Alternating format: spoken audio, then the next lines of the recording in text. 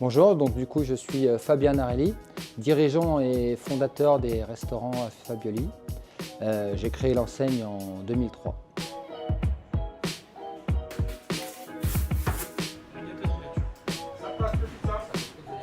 Je suis Berthe Ludovic, je suis manager du Fabioli Fontaine, je gère l'équipe de la cuisine en général.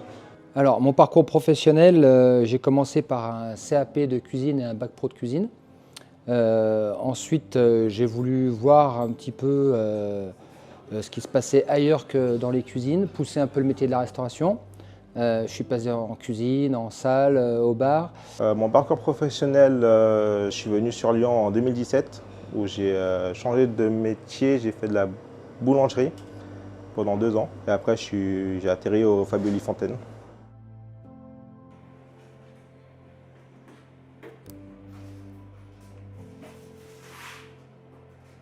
J'ai pas mal bourlingué, on va dire, en saison, d'hiver, d'été, à Megève, Courchevel, Cannes, etc. pour me faire mes armes. Et puis suite à un accident de snowboard sur les pistes, j'ai dû interrompre mon premier métier en cuisine.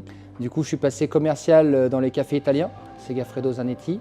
Et c'est à ce moment-là que j'ai rencontré mon mentor et qui m'a aidé à monter ma première affaire en 2003 en tant que cuisinier avec mes valeurs de cuisine gastronomique traditionnelle et mes valeurs italiennes par la cuisine de famille. Alors le premier Fabioli, initialement, a été créé dans une ancienne gare de tramway du début des années 1900.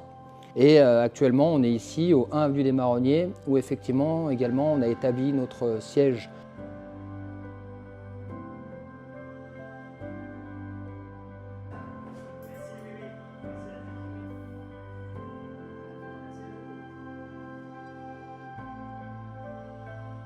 Ce qui me plaît dans ce métier, c'est la polyvalence et savoir tout faire en cuisine pour aider mes collègues ou les futurs collègues qui arrivent dans la cuisine pour les former. On a une petite cuisine aussi de formation puisqu'on a une cuisine qui va traiter de la restauration sur place et une cuisine pour la restauration emportée. Ce qui nous différencie des autres établissements, c'est notre pâte à pizza qui est unique. On a une pâte exceptionnelle, un savoir-faire qui est caché dans une boîte noire bien abritée de tout regard. Notamment ce qui facilite la bonne qualité des pizzas et de nos fabrications pour faire les couronnes qui ne sont pas retrouvées ailleurs dans d'autres établissements. On est connu pour une forme de pizza qu'on a créée, qu'on a développée, qui est en forme de couronne.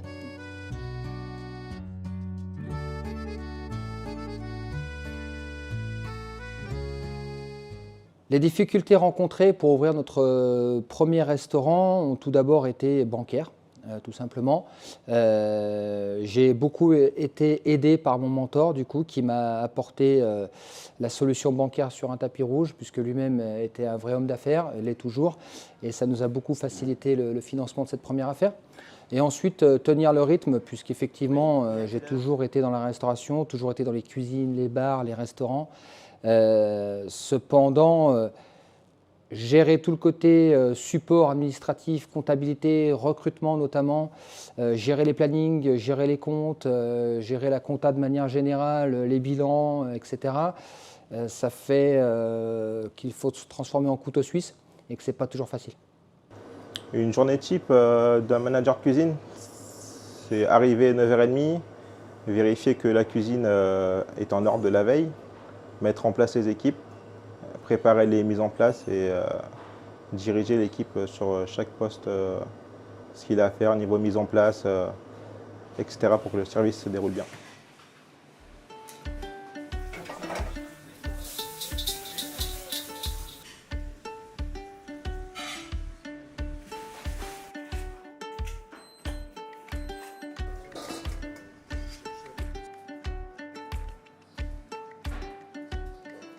La valeur principale, c'est l'authenticité. L'authenticité dans l'assiette, avec notamment que des produits frais, des produits transformés sur place dans nos cuisines, mais l'authenticité aussi dans les rapports avec nos clients, l'authenticité aussi dans les échanges qu'on peut avoir avec nos collaborateurs. Leur promettre un poste, les rémunérer correctement par rapport à la dureté de ce métier. J'essaye au maximum de rester au contact de mes cuisiniers et de la cuisine, puisque tous les mardis matins, je suis en cuisine avec mes gars et on élabore des plats. Mais j'aime beaucoup tout simplement étaler des pâtes à pizza. J'adore faire ça, j'aime toucher la matière, c'est ce qui me plaît. Et j'aime beaucoup voir mes plats sortir, comme on dit, de la cuisine, qui ont été réalisés par mes collaborateurs comme si c'était moi qui les avais faits. Donc c'est un amour du métier pur. Mais avant toute chose, ce que j'aime vraiment, je crois, c'est étaler de la pâte à pizza tout simplement.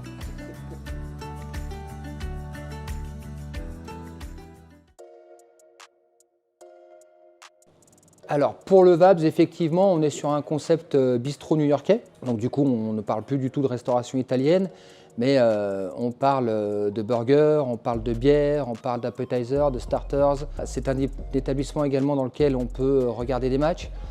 Ouais, on diffuse le sport, tout sport, rugby, foot, football américain, MMA.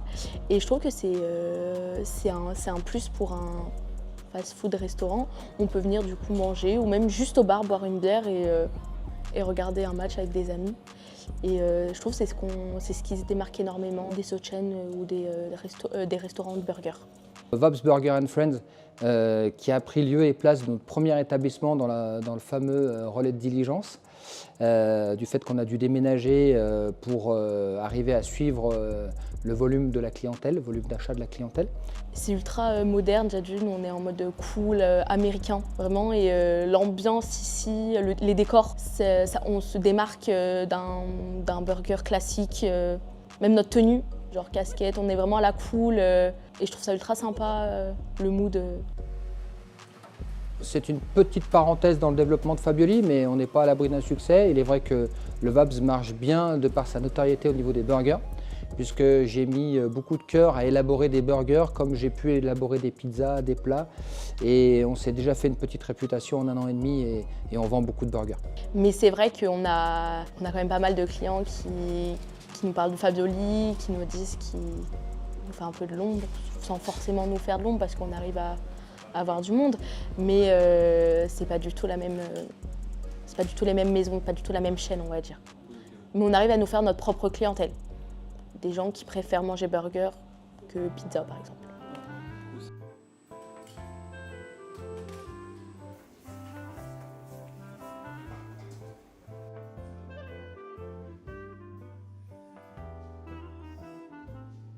Un conseil qu'on m'a donné, que j'ai beaucoup entendu et que je me répète tous les matins, c'est qu'il faut d'abord aimer ce qu'on fait, aimer la cuisine, aimer recevoir les clients, aimer les gens. Et le succès viendra après par la suite.